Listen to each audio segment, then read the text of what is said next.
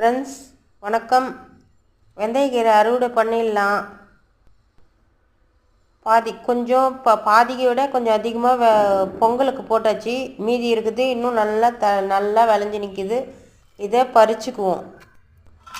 மழைக்கு இன்னும் 2 நாள் விட்டால் அப்படியே இதுவாகிடும், அப்படியே மாஞ்சி போன மாதிரி ஒரு மாதிரி ஆகிடும். அதனால் நல்லா சூப்பராக கலன்னு வந்திருக்கு பாருங்கள். இது மாதிரி வரும்போது நம்ம கட் பண்ணி எடுத்துக்க வேண்டியது தான். 2 கத்தை கீரை ஆகும். இது நம்ம வெளியில் வாங்குறதுன்னா 20 ரூபாய்னா கூட 40 ரூபாய் ஆகிடுவாங்க.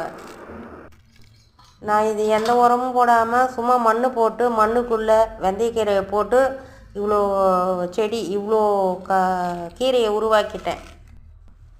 நீங்கள் என்ன மாதிரி போட்டிருக்கீங்களா, நீங்களும் விதைச்சிருக்கீங்களான்னு கமெண்ட் பண்ணுங்கள் ஃப்ரெண்ட்ஸ். பாருங்கள் எவ்வளோ நல்லா இருக்குது கீரை, அப்படியே ஃப்ரெஷ்ஷாக சூப்பராக இருக்குது பாருங்கள். இது மாதிரி நம்ம நட்டு அறுவடை பண்ணால் நமக்கே ஒரு சந்தோஷம். இது பார்க்குறதுலே நமக்கு ஒரு சந்தோஷம்.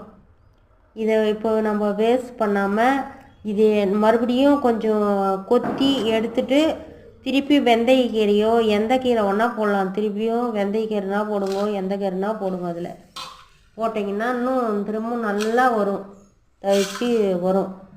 அப்போ போடும்போது அந்த மாட்டு தொழு உரம் கொஞ்சம் அதில் போட்டு கலந்துட்டு மறுபடியும், ஏன்னா அந்த சத்தெல்லாம் இது இழுத்துக்குச்சு. அதனால் நீங்கள் அந்த மாதிரி கொஞ்சம் மாட்டு தொழு உரம் கொஞ்சம் போட்டு அதுக்கு மேலே மறுபடியும் கீரை செடி நடுங்க. எந்த செடி நட்டாலும் கீரை போட்டால் நல்லது, நல்லா வருது.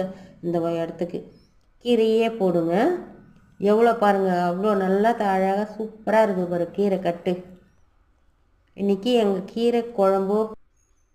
சுகர் இருக்கிறவங்க இதை சாப்பிட்டா ஃபுல்லாக சுகர் ரெடியூஸ் ஆகும் ஃப்ரெண்ட்ஸ்.